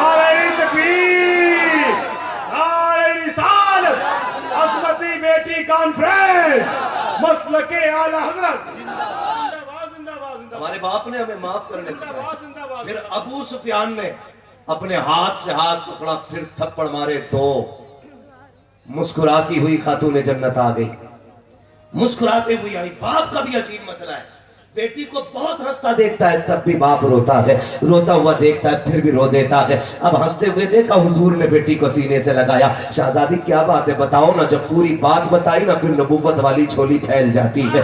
मेरे नबी के हाथ उठ जाते हैं, मेरे नबी हाथ उठा के कहते हैं ए मेरे परवरदिगार, अबू सुफियान ने मेरी बेटी के लबों पे मुस्कुराहट लौटा दी है। मालिक उस वक्त तक अबू सुफियान को मौत न देना जब तक मोहम्मद की झोली में जगह न मिल जाए।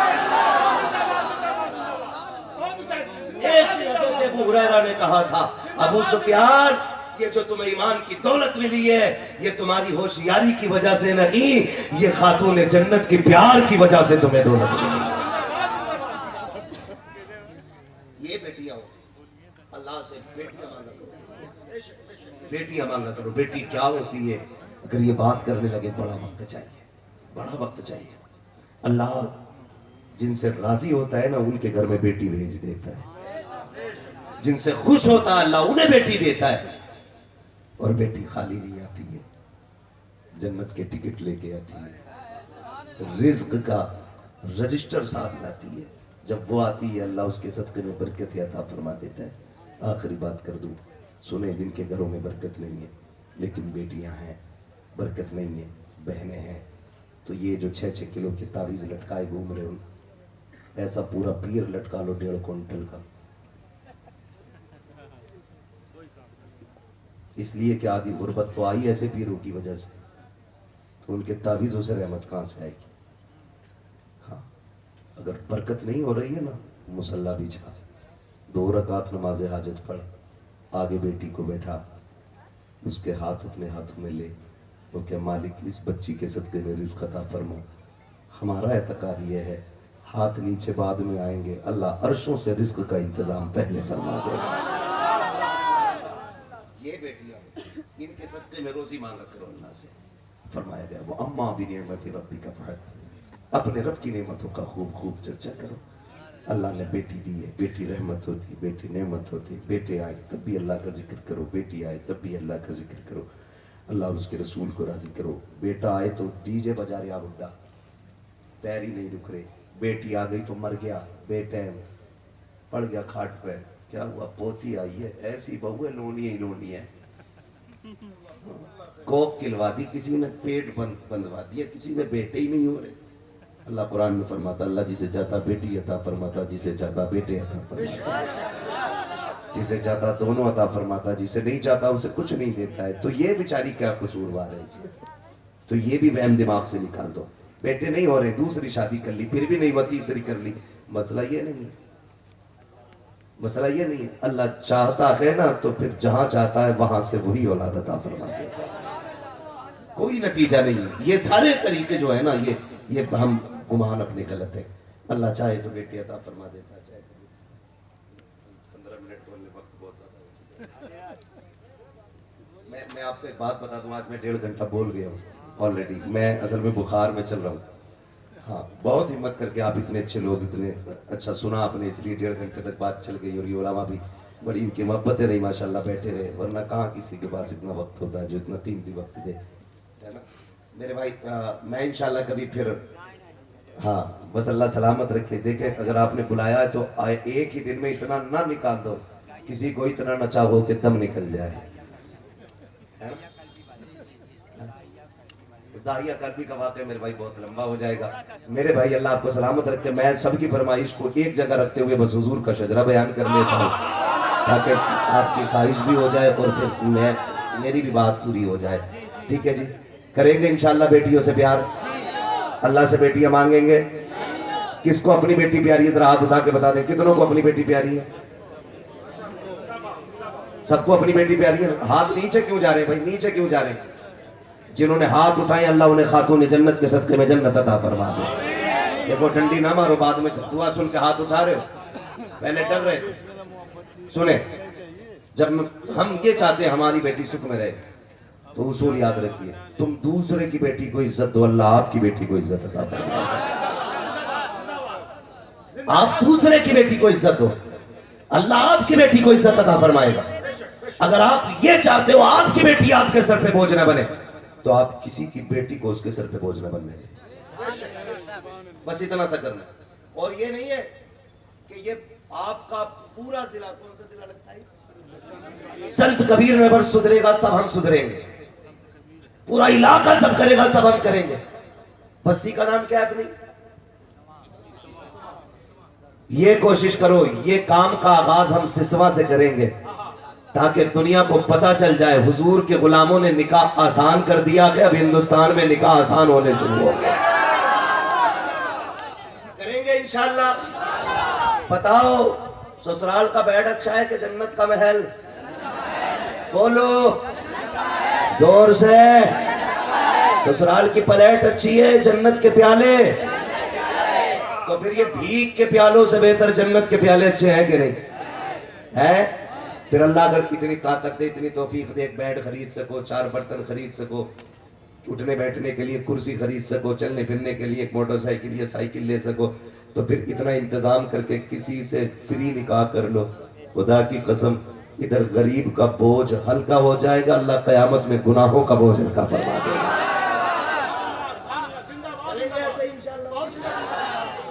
नौजवानों, मैं जन्नत में जाने की सीधी बात, बरेली वाले ने कहा था वो तो निहायत सस्ता सौदा बेच रखे हैं जन्नत का, हम मुफलिस का मोल चुकाएं, अपना हाथ ही खाली है। निहायत सस्ती जन्नत हो गई है, निहायत सस्ती जन्नत, इतनी सस्ती कि गरीब को निभा लो, खुदा तुम्हारी कम नेकियों से तुम्हें निभा देगा। करेंगे इंशाअल्लाह। इस बात को हम कीजिएगा, निकाह आसान कीजिएगा।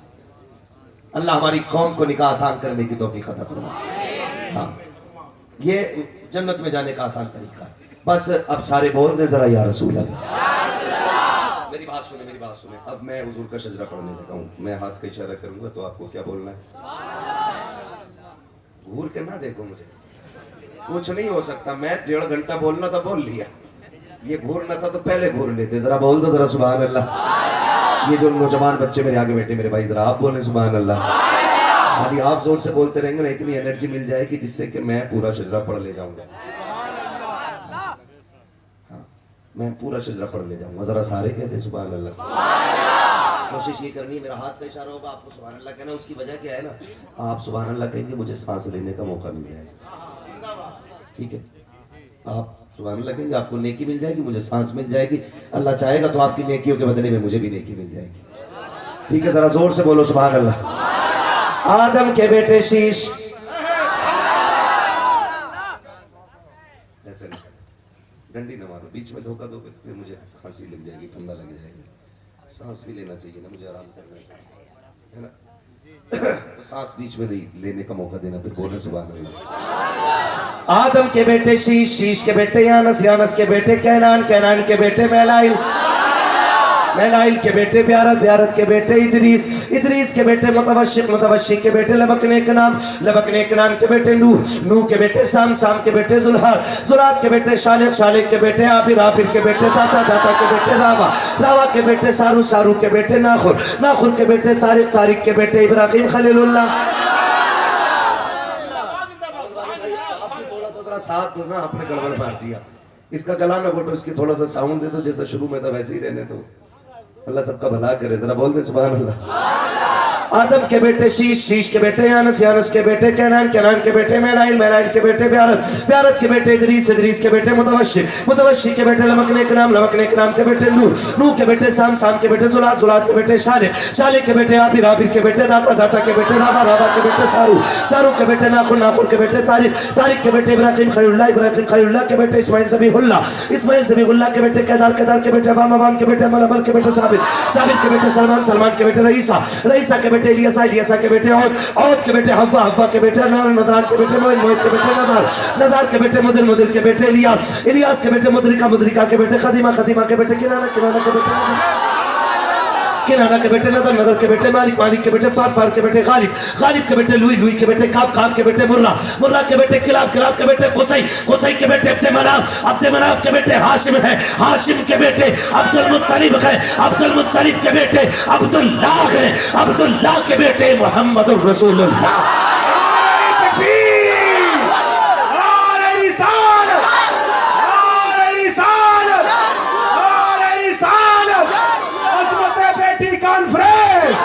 मसलके आला हज़रत फैज़ान हुज़ूर खतीबुल इब्राहीम हज़रत अल्लामा मुफ्ती हम्माद रज़ा साहिब किबला उलमाए अहले सुन्नत। जिंदाबाद जिंदाबाद जिंदाबाद जिंदाबाद जिंदाबाद जिंदाबाद। बाप को ये मौका दो कि वो बेटी को इज्जत से रुखसत कर सके। तीसरी बात, पहली बात नाम अच्छा रखना है। मेरे भाई महराज ने फातिमा नाम रखा है, अल्लाह कबूल करे। उम्मीद है तरबियत इंशाअल्लाह खातून जन्नत के किरदार के साये में होगी, और जब निकाह की बारी आएगी इंशाअल्लाह वल अजीज इज्जत के साथ ये बेटी रुखसत भी होगी। मैं आप सभी से इतनी गुजारिश करूंगा, बेटियां पैदा हों, अच्छा नाम रखें, परवरिश अच्छी करें, और तालीम तरबियत के साथ बेटियों को इज्जत से रुखसत करे। जो अपनी बेटी को पाल पोस के इज्जत से रुखसत करता है, हुजूर फरमाते हैं उसके लिए जन्नत का मेरी तरफ से ऐलान है। बेटी वाले जन्नती होते। मेरे महबूब ने अपनी बेटी को सीने से लगा के कहा था, मेरी फातिमा मेरे जिगर का टुकड़ा है। बेटी वालों से मेरी गुजारिश है, घर जाना ना बेटी को सीने से लगाना, और हुजूर की सुन्नत समझते हुए अपनी बेटी को सीने से लगा के कहना, मेरी बेटी मेरे जिगर का टुकड़ा है।